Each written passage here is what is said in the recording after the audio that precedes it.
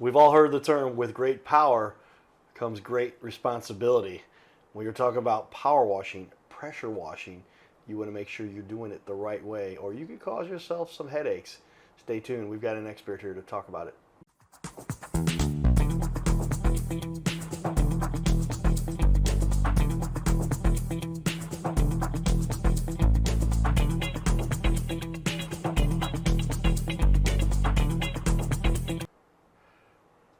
Welcome back, everybody, to Your Little Castle Show. I get the best job in the world because I get to talk to actual business owners and pick their brain, learning direct knowledge from some experts who really know what they're talking about. We've got an expert here, Stickman PowerWash LLC. Christian is the owner and founder.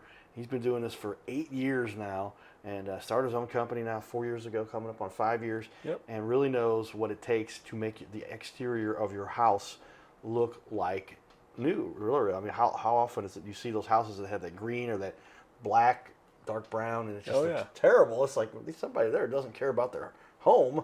They should do something about that. But that leads to one of my favorite questions. We saved it for the second show. If you missed the first show, everybody, check that out. There's a whole half an hour of discussion. We had a couple little community pieces in there, but it's about 27 minutes of all about why you should do this the right way, how you get it done, what you can do, if you should do it yourself, how that applies. But check that out in the first show. But here I want to start off the second show with what's the biggest mistake that the average homeowner makes when they're making a decision about getting their house cleaned? From my experience, it's either deciding to try and do it themselves or hiring the cheapest guy they come across.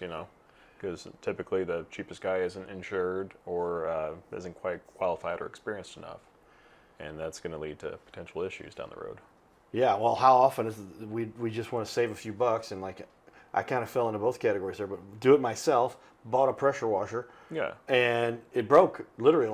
I used it twice, but by then it was out of warranty, so then I couldn't take it back, and what do you do? Yeah, so you're out, $100, $200, $300, and then now you got to pay someone else to do it anyways, so, being, I guess, more frugal up front can cost you more in the long term. Yes, and this is not something to take too lightly. A lot of people, pressure washing, how hard can it be?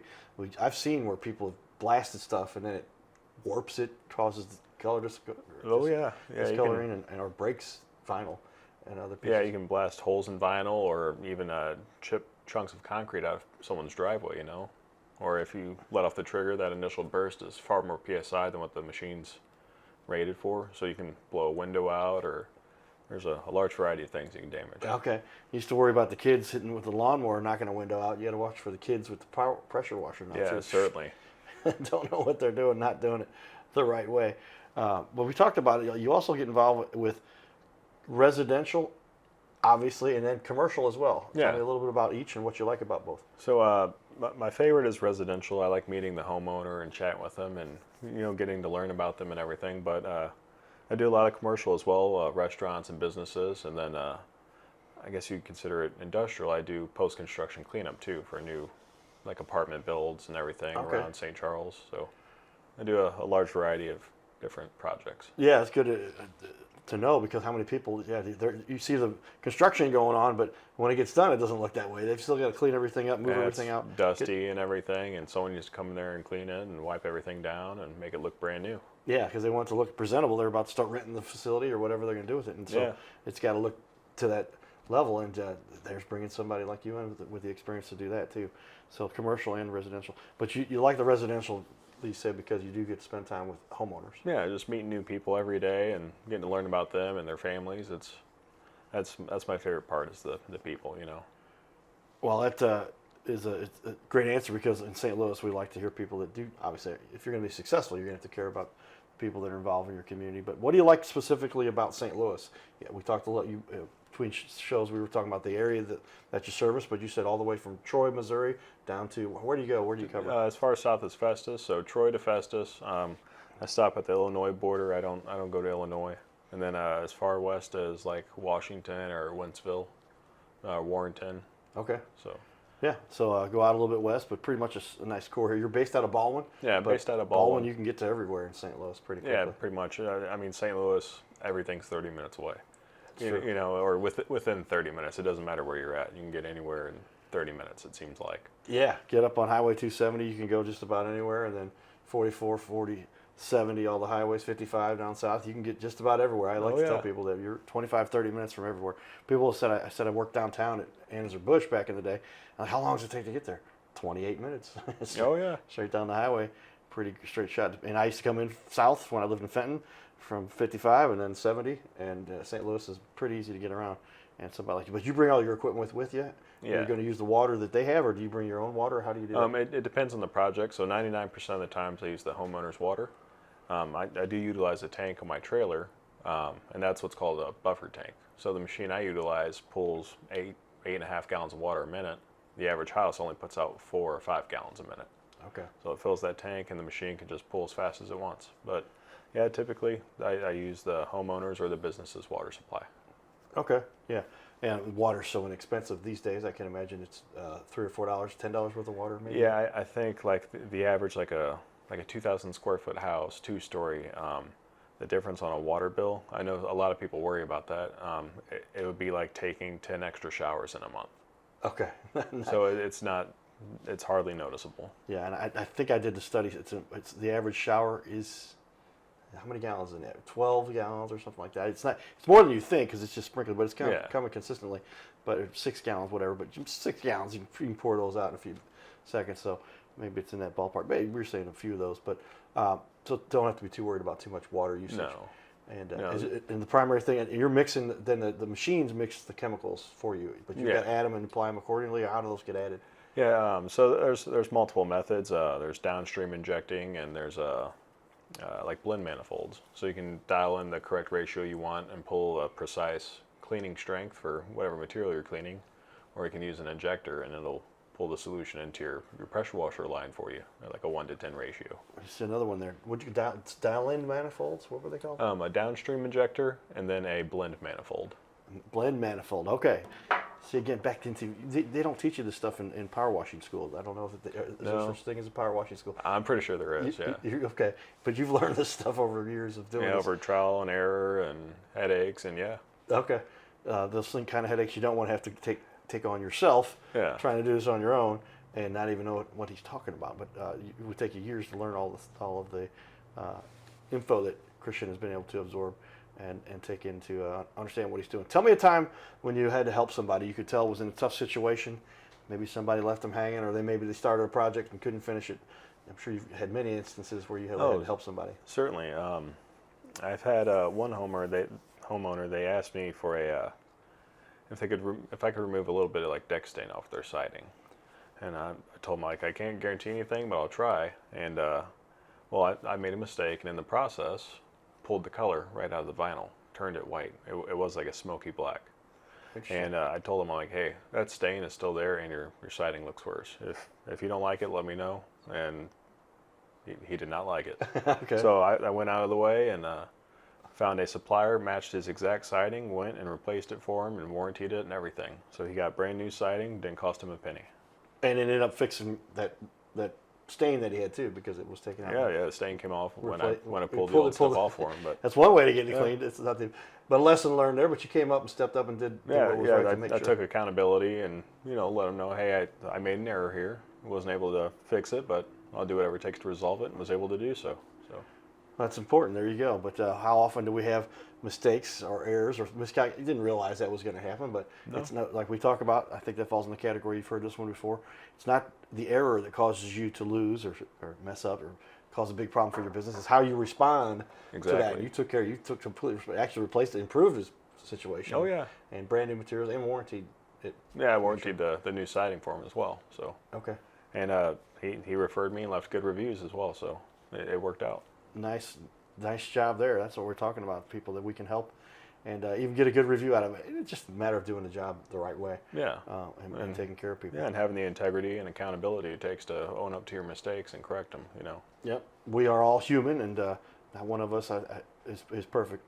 I know a couple people who think they're perfect, close to it, but we know those types. But we're joking there, but we all have had instances where we had to deal with. Give me an example of a challenge you had within the business. That could be one you talked about right there, but give me another situation, literally like you're like, I didn't know it worked that way, or there's some new technology that came in and you had to update or learn from something like that? Yeah, so the biggest challenges for me was wasn't the pressure washing, it wasn't building the trailers, it was the administration, the marketing, like all of the behind the scenes things. So having correct insurance on all of your vehicles, on the work you're performing, Oh, okay. having proper licensing, just all of the background stuff, taxes. That was the biggest challenge. It's just the things you don't see every day.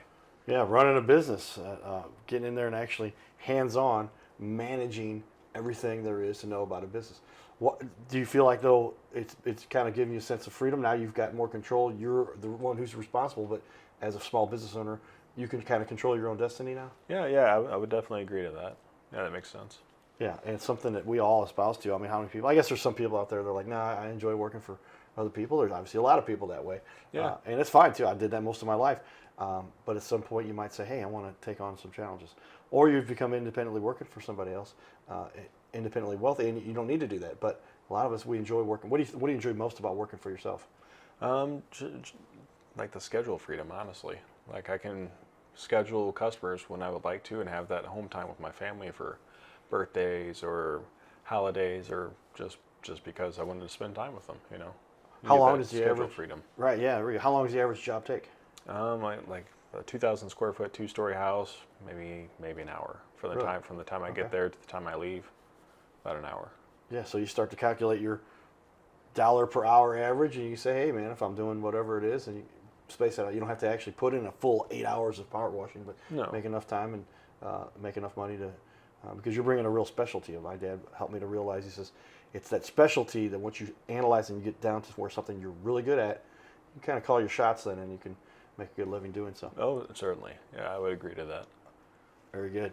Well, we've got experts from around the community making an impact on our little planet here, and we've got one in the studio with us. Christian Stickman, he's the owner operator, StickmanPowerWash.com, 636-628-8418. Great looking logo. Did your wife do that logo? Yes. She's Yep. on the ball. Yeah, she did a phenomenal job. She actually sketched that on her iPad, drew all the circles and Really? everything, and edited and did all the color matching and everything. And she did that, I think, a year before AI really took off. So Okay, I yeah, I'll think say. she put Sometimes some you time get into it. sometimes you get a good AI logo these days, but I can tell somebody spent some time with that. The color matching, that's an important piece of it too. But great stuff. I'm going to show on the back wall, she did a lot of work on this website too, is that right? Yeah, she did every part of the website. There you I have take zero credit for that. Zero credit, but yeah, some great before and afters, and we're going to get into some of your work. We'll show off the Facebook page too, has a lot of great images and a lot of time spent there doing that as well. And you can see some great looking work there for your befores and afters too. So we'll break. We'll be back here in just a minute, everybody. Stay tuned. This is the Your Little. Guys, he's amazing. You know, you were driving around town and you went past your old high school and said, thought about stopping in, but said, there's nobody here left that I know. But in fact, your high school drama teacher, Judy Rethwish, is still there. Yeah. And she left a little message for you. Hello, John. This is Judy Rethwish from the Afton School District. And I just wanted to say that you've made some wonderful contributions to our district. And we're so proud of you and all the things you have done. I'm particularly proud, and I remember when you had the lead in Hello Valley, and we got a standing ovation for that show, and I saw the light in your eyes, and I knew that's what you were going to do the rest of your life.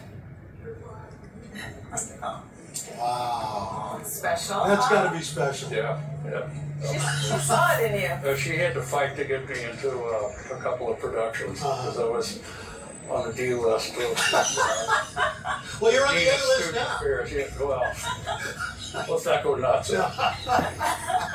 100 acting credits. I think you're on that. You made it. Really? Yes. Yep, counted them up. Great coming back. Could you list them all for us? No kidding. John, thank you so much. Oh, thank You're going to be sticking around. You're going to help us out with some trivia, right? Yep. Some Springfield trivia is coming up in just a sec. Then later, since we are in the birthplace of Route 66, we are going to have our own classic car show. His name is Carter Rethwich, but in St. Louis, he's known as the Cardinal Cowboy. He's a well-known fixture in the stands at sporting events in the Gateway City. He's one of its greatest cheerleaders, a super fan like no other. When he makes his rounds at almost every home game, he shares his love for sports with the rest of fandom with a smile, a cheer, some positive encouragement, and lots of selfies and pics. But the Cardinal Cowboy was born of a tragic incident. Rethwich was an aspiring athlete in high school and college. He dreamed of playing in the big leagues, but those dreams ended when he and 3 of his college friends were hit with a devastating crash by a 5-time drunk driver. One of his best friends died. Carter suffered a critical head injury. The trauma put him in a coma for 6 days. The doctors said he was never expected to function again. Those expectations never came true. He fought back and finished college. He was determined to prove the doctors wrong. Among other inspirations, it was his love of baseball that kept him going. And from his near-death experience, the Cardinal Cowboy emerged. His goal in life became to inspire others with positivity despite the odds, to help people believe in themselves and achieve their dreams. So after my coma, I realized that it was up to me if I was going to accomplish my goals, if I was going to reach my dreams. Despite what the naysayers would say, the people that were discouraging me, like they do everyone, it's up to me if I'm going to make it. Don't listen to the naysayers. It's up to you. You decide whether you're going to succeed, whether you're going to reach your goals. Dream, and then always, always chase your dreams. Never give up. Giddy up.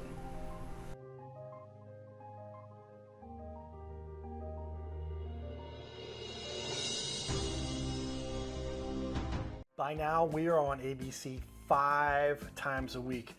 So many businesses are loving what we're doing to help them get their name out there. We'll sit right here in our guest chair, right here, sitting here talking to us. We're going to put on the wall your website and everything about you, and highlight you as a leader. Fill out the form you see here on our website. It's bigleagues.com, and if you go to bigleagues.com, fill out this form. Takes just a couple seconds, and you can even schedule yourself right here. Schedule yourself to be on the show, and there is no charge for us to record you. There's no charge to be in the studio.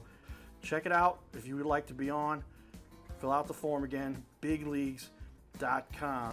This is where we can turn any interview into a series of clips. Professional video on your website closes more sales by instantly building trust, clearly explaining complex products, and keeping visitors engaged longer, reducing bounce rate by 34%. It'll help you to gain that credibility, increase engagement, simplify complex tasks, lower your sales friction, and boost your rankings on the search engine. So this is all kind of a no-brainer. See how we've now had over 500 interviews and now almost 250 different business owners. Go to bigleagues.com. That's bigleagues.com. Go to bigleagues.com and get signed up. You can schedule right from there. So here we are. We're back, everybody. We talk about it, but how has media changed the way you do things? We've got our little book here called Magnetize Media. Yours truly wrote the introduction here, but how important is it to have yourself? Because it used to be you could just do the yellow pages. You could just, it's the #1 seller on Amazon, by the way, everybody. But how you could just do the yellow pages and let the business come in. Nowadays, they got this new thing called social media. If you're not keeping up on it, boy, Christian, his wife, I think, probably helped a lot with these. But take certainly. pictures on site, give them to the wife. She puts them up there, makes everything look beautiful. Lots of work that you've got. A lot of people, you're putting a lot of stuff on your Google page too, on Google. I'm going to show this off to everybody here because very few people take advantage of this. I've got a few pictures out there on mine, but man, you've really taken advantage of this. We're going to TV wall, there it is. But look at all that, and we're going to scroll down here. We're going to come back to the video, I think is what you said. You've got a few videos out there, I see. Yeah. They got the little play button in the corner, but a lot of great looking work you've done here. And so really taking advantage of the media that's available. And here we go. Tell me a little bit about what's here. They can't hear it, but So that's a large 4-story post-construction cleanup job I did, a large luxury apartment complex. gotcha. And that's soft washing. So That's a you soft apply a wash. solution and you're just rinsing at low pressure and Okay, yeah, you're on the. high volume. You see the water hitting the brick. That's a you're lot up of in water coming out there. How'd you get up in the air? Lift. Okay. Very good. Important stuff that you do there. Because, gosh, how often? There you go. Some more of these examples before versus after. Wow, look at that. We're going to get into this. But yeah, you've really taken, how else has media helped you to keep up with the competitors and show the work that you do? Yeah, no, it's a great avenue for advertising, marketing the business. But also it's helped to kind of just keep track of everything, keep track of customers and jobs you have lined up. There's a lot that goes into it, and it's a great tool to utilize. Yeah, so you'll take a picture before and after just to have a record of it too, to be able to, Oh, yeah. so you can show, you send those to the customer afterwards, say, here's what we did before and here's what it looks like now. And people- Yeah, I'll kind of collage them together and do like one single before and after and send them like the most notable or most obvious photos. Okay. Yeah, well, that's a great way to prove your point. People are like, how did you do it? Well, it wasn't that bad. No, here's before. Yeah. You forgot. Now you see how beautiful it looks.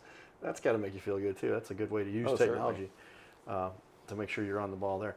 What are some of the mistakes you see that some of your competitors make? We're not naming names, of course. You know who they are, Yeah. maybe a few of them. But there's a lot of guys who do pressure washing, power washing. But what are some of the mistakes you see that are making you don't let your customers make? So some of the mistakes I see like competitors making would be like pricing too low. So like they'll get in and they'll be early in their career and they'll be like the $99 house wash special or whatever, and taking into account the cost of fuel, insurance, taxes, everything that goes into it, and they just want to win all the quotes they're doing. Have a 100% close ratio, but they have no money to show for it at the end of the day, and then go out of business. Yeah, and then how good are they to do when they don't have? Yeah. They're not in business any longer, and then somebody calls them back and says, "Hey, I have some more work for you," or "I've got a question about what you did. Can you?" Something came back, or just address that, and they're out of business. Yeah. So chucking a truck, and we got to watch out. We've heard this one before. Their warranty is as good as they call it the taillight warranty. Their warranty is as good as you can see their taillights because they might be out of business 2 weeks later. Yeah. I've heard that one before. That's a good one. But yeah, like as a business owner, knowing and understanding your numbers, like your leads, cost per lead, all of that, and all of your expenses, they're huge. That's probably the most single important aspect of running a business is knowing your numbers. Yeah, know your numbers. Don't underprice yourself because you can't function. I'll never forget when I first started a little computer company. I was going to build computers, and we had one memory chip that went bad at some point, and I spent 6 hours working on it. I lost a lot of money. I'm like, I don't know if I want to keep doing this. Yeah. But you got to price things accordingly. And people don't want to see you go out of business. They're willing to pay a fair price for a good product. And you've learned that. How long did it take you to figure that part of your business out, do you think? It probably took me 2 years. Like the biggest gap or hurdle, if you will, is understanding that like I'm not my customer.